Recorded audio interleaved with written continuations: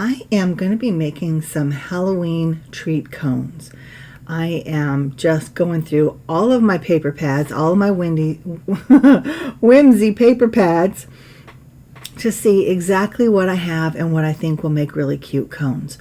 There's not a whole lot to this process in terms of making them, but it's all really, in my mind, it's all up to the embellishments. So, yep, continuing to go through all of my paper pads, pulling out the patterns that I think will make really cute cones, and then I set the rest aside, and I pull out, I think, like 20 altogether.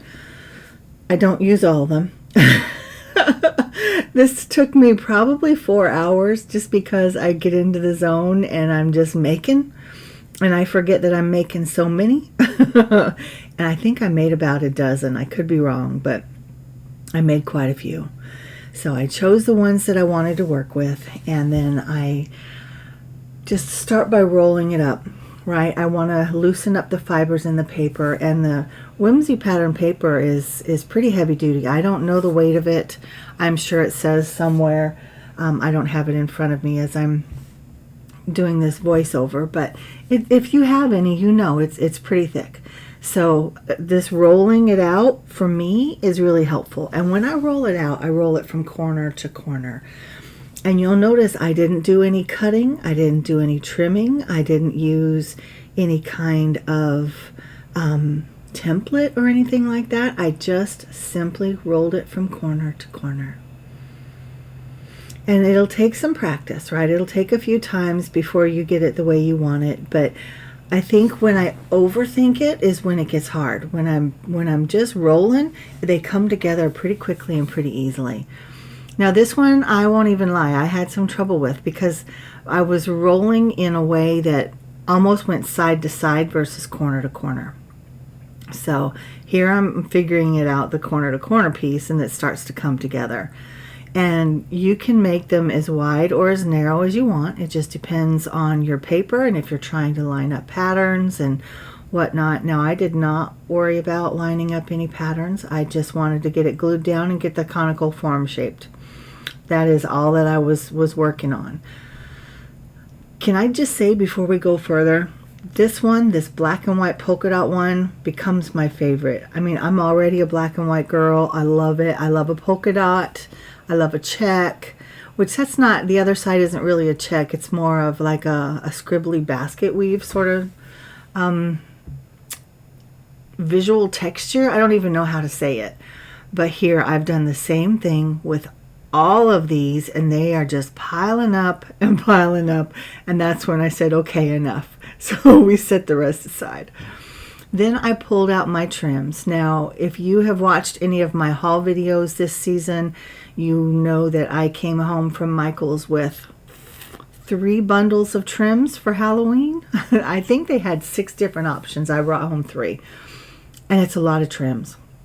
So I just pulled out, again, a big handful of ones that I thought would work. And I just am auditioning them, as I often do with my projects. I'm auditioning all my players. And there were a lot of potential players for these. So I did find that the ones that had fringe or the pom-poms or some kind of texture to them versus just being flat, maybe dimension is the better word.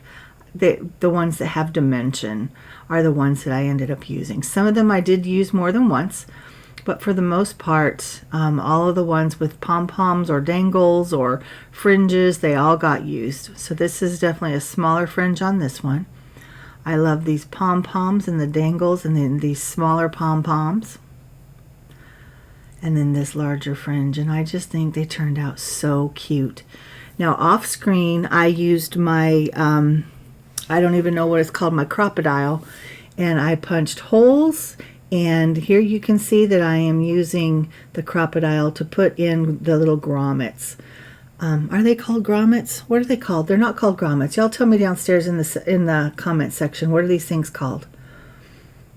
Because I'm gonna get stuck on that if I don't. I know they're not grommets. Grommets are for fabrics and things. Anyway, so I used my crocodile to put those in just because I didn't want to risk the paper tearing, because I do end up putting candy in these, and they are kind of heavy. The intent is for them to hang from a tree, from a garland, from clips, from whatever you want to hang them from. Doorknobs, it really doesn't matter. But I use the grommets just to reinforce those hole openings.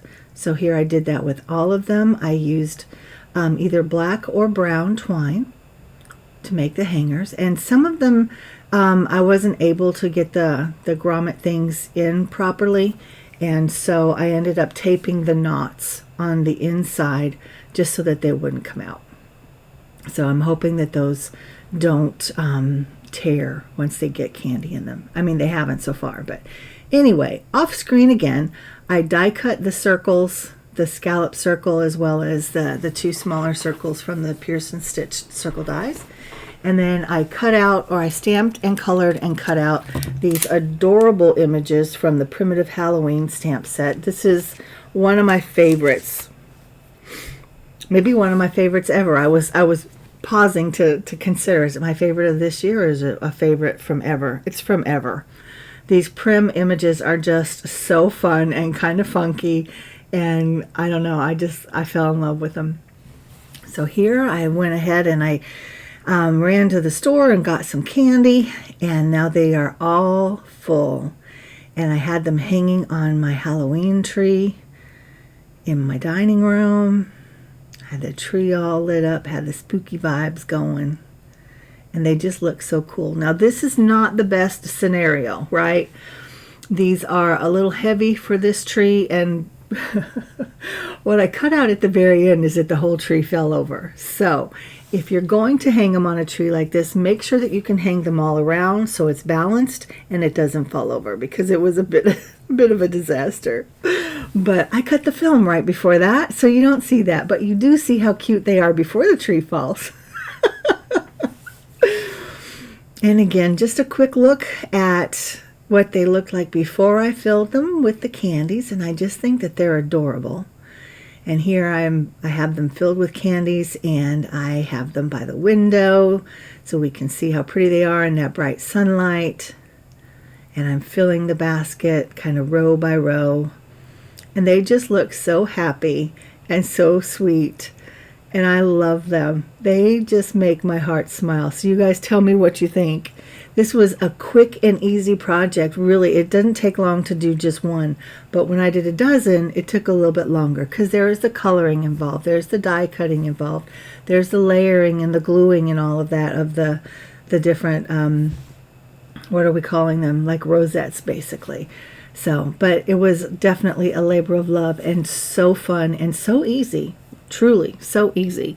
And you can make them as embellished or not. Whatever suits your style, whatever suits your fancy, your budget, your timeline. Y'all, let me know if you make these. I really want to know. In the meantime, we'll see you over on all of our socials. And until next time, mwah. This is Nancy, the Handy Scandy. Thanks for hanging out with me, and I'm out.